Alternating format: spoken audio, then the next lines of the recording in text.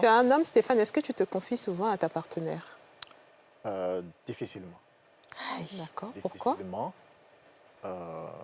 Parce qu'il y a, comme Aurélie l'a dit, il y a cette peur, il y a cette méfiance de dire ce que tu penses être bon à dire, mais qui peut-être derrière sera mal interprété.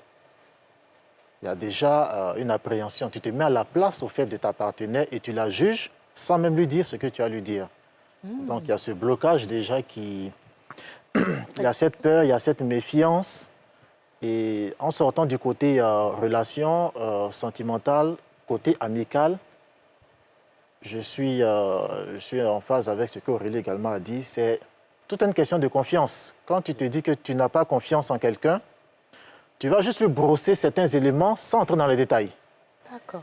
Et tu t'arrêtes là, tu lui dis, bon, cette personne a été informée, et puis bon, ça s'arrête là.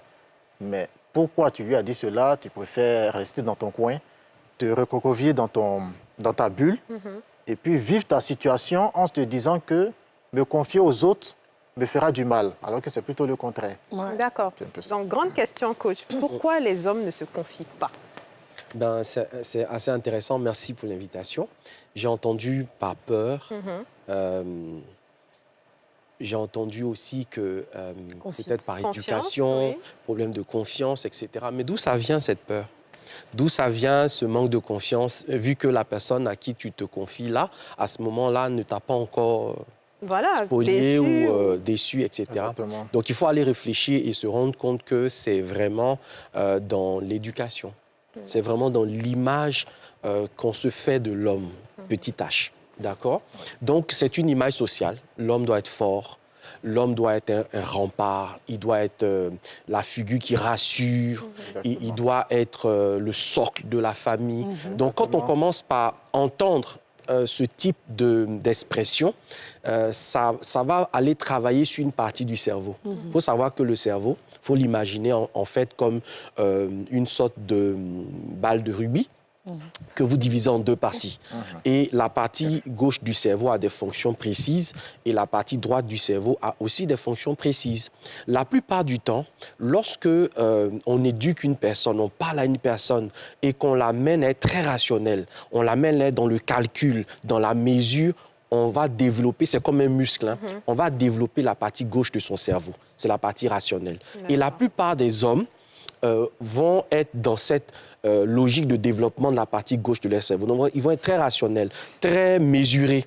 C'est ce qui fait que, finalement, le côté droit du cerveau, qui est le côté plus sensible, artistique, émotionnel, donc extraverti, va avoir tendance, chez les hommes, de façon générale, à ne pas être utilisé. Or, quand un muscle ne s'utilise pas, il s'atrophie. Donc, ça ne veut pas dire que l'homme n'en est pas capable, mais il n'a pas appris à développer cela. Exactement. La société ne lui a pas appris à développer cela. Et tu l'as dit dans ton introduction. Tu as dit quelque chose de fondamental, un homme ne pleure pas. Oui, bah, c'est ce qu'on dit, c'est ce qu'on entend tout le temps. Mais effectivement, même quand le bébé il tombe, non, lève-toi. Exactement, tu es un garçon. On dit ça, tu es un garçon. Comme oui. Si, quand on est un garçon, on ne doit pas exprimer ses émotions. Donc, c'est comme si, au final, la mère même qui dit, pour me rappeler d'une émission qu'on a faite avec Aurélie et il n'y a pas très longtemps, et Delali, la mère qui dit à son fils, tu es un garçon, arrête de jouer les femmelettes, ne se rend pas compte qu'elle est en train de tuer le côté émotionnel, affectif chez son garçon. Exactement. Et c'est ce garçon-là qui plus tard va devenir un adulte et à qui on va reprocher de ne pas s'ouvrir. Donc, c'est en grande partie ce qui explique cela, mais pas que.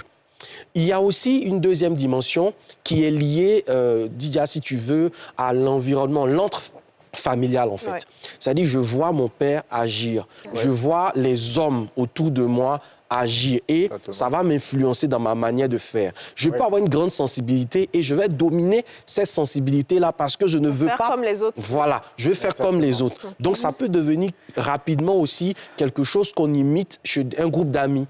Donc, je peux être très sensible, tout et tout. Et comme l'a dit notre ami tout à l'heure, je me retrouve dans un groupe d'amis et je vais constamment entendre, mais tu te comportes comme une femme, là. Tu es trop mou, etc.